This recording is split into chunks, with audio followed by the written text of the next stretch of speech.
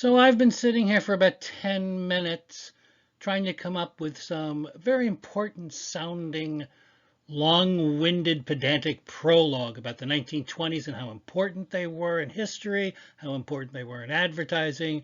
But ugh, I'm bored just thinking about it. Let's just dive in. Zipping through history, excess profits tax that was instituted during World War I.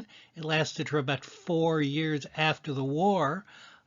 Companies spent money on advertising so they wouldn't have to pay excess profits tax. And after the tax was repealed, they realized that all this money they spent was really worth it because advertising was working. Marketing and demographics was around before, but it was codified in the 1920s. Low-cost magazine printing with color, advertising-driven magazines, so it was lower cost per copy. Magazines were just all over the place, cheap. Everybody read them. There were many, many, many more magazines in the 1920s. New products. I couldn't even start with a list of all the new products that began in the 1920s were being manufactured, and you had to hear about them. And how do you hear about them? Advertising. Large selection of affordable automobiles. We'll talk about that in a minute.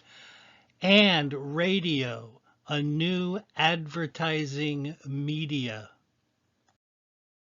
And credit and installment payments, they'd been around for years, but in the 20s, businesses and banks got together, really codified it. And for better or worse, you could buy anything on time. This was also big for car sales. If you had a car, great. Now you could buy two cars. But who would you sell the second car to? Why, the wife, of course, or single women. This is the first time automobiles were targeted to women, and it was very, very successful. And it was the first time the younger generation was targeted by the advertising industry. This waned a bit in the 1930s and 1940s. There was a depression and a world war. But in the 1950s, it bounced back with a vengeance and continued on through the 60s, 70s, 80s, and beyond.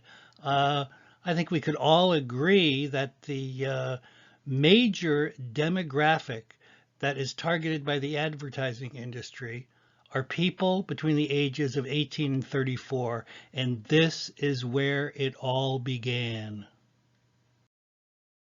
The overarching ethos of the times of the 1920s was very aspirational. It was the age of prosperity, live the rich life, and this, of course, was reflected in the advertising.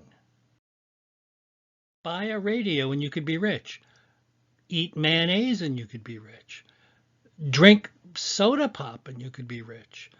Live the rich life. Now, I'm not really making fun of this. I just find it interesting that so many products reflected the ethos of the times. Now, of course, most of the advertising back then was not unlike advertising today. It was pretty direct, pretty simple, pretty reason why, and it works for products. But we like to talk about the more creative ads that were being done back then and the creative ads being done today. I want to talk about some giant leaps in advertising. This is an ad for Royal baking powder, probably from the 1880s, 1890s. By the 1920s, this is what advertising looked like. This Arrow Collars and Clouet Shirts ad is actually from 1910, but it was very influential. It was ahead of its time. Advertisers looked at this, not the Arrow Collars and Clouet Shirts advertisers, but generally advertisers looked at this and they scratched their heads. They didn't understand it. This is an ad for shirts and collars. Why is there a dog in the middle of this ad? Why are there golf clubs?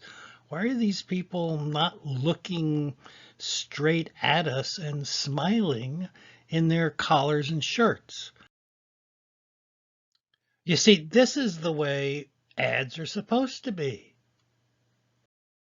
Now advertising looks like this. Where are the products in these ads? It makes no sense at all.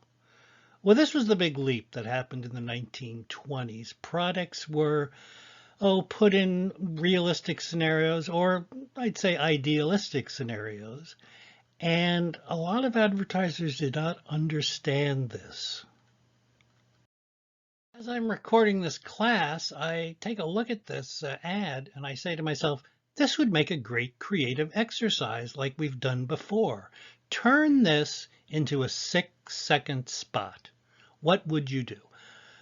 Well, the obvious way of doing it would be to get your CGI palette out and make everything move. Everything's moving anyway. You've got the water, you've got the boat, you've got the seagulls, you've got the sky, you've got the clothes blowing in the wind, but don't move the product. The product stays stationary. Now that's kind of a hokey idea, but guess what? I want you to come up with something 10 times better, and I bet you'll be able to. Somewhere west of Laramie, there's a bronco-busting, steer-roping girl who knows what I'm talking about. She can tell what a sassy pony, that's a cross between Greased Lightning and the place where it hits, can do with 1,100 pounds of steel and action when she's going high, wide, and handsome. The truth is, the Jordan Playboy was built for her. Well, I'm no Sam Elliott, but I did the best I could. This is the beginning of branding. This is considered the first piece of branding. It came out in the mid-1920s. Everything comes from this piece of branding.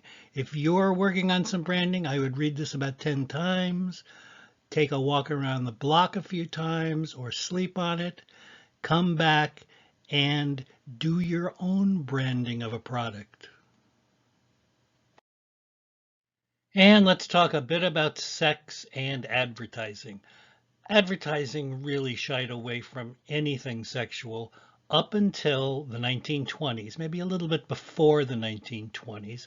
Helen Lansdowne Resser was J. Walter Thompson's first woman copywriter. J. Walter's success was due to its focus on women consumers who accounted for 85% of the nation's spending. Now, two things are going on here, more than two things. One, they're talking about sex, and two, they're really talking about sex from a women's perspective. And that was just, that was scandalous, absolutely scandalous. Considered by some to be the greatest copywriter of her generation, her Woodbury's facial soap ads, A Skin You Love to Touch, introduced sex appeal to ads. Now, I know that looks rather quaint, but it continued on all the way into the 1940s. So this campaign was 35 years, and it just continued to be very successful. Giant leaps. That's pretty much the theme of this class about 1920s advertising. 1900s, this is how women were portrayed.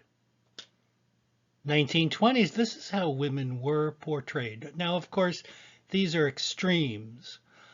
The only thing that's missing from all this is photography. Helen Lansdowne Resser again. You should Google her if you don't know who she was. In charge of all creative for J. Walter Thompson for decades. In the late 1920s, she hired Edward Steichen to work on the Jergens lotion campaign. Talk about a giant leap. So here's my overarching point. Go back to the source. Take a look at these two ads from the 1920s and compare them to an ad from the 2020s. Not a big leap at all, not like from the 1900s to the 1920s. So if you're looking for inspiration, go back to the 20s and build from there. One more giant leap from, I don't know, nothing to something, from silence to sound. Get ready for the first old school rap.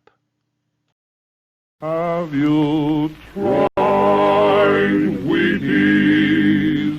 They're whole wheat with all of the bran. Won't you try Wheaties?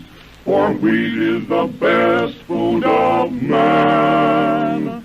They're crispy and crunchy the whole year through. The kiddies never tire of them, and neither will you. So just buy Wheaties, the best breakfast food in the land.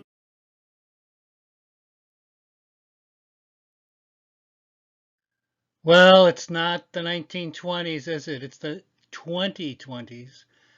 Not a very pretty time at the moment. It's shaping up to look a little bit like the 1930s. But I don't know how long that'll last. I think things might bounce back eventually. A lot of good lessons to be learned from looking at the advertising in the 1930s and 40s, and that will be the next big chunk of classes.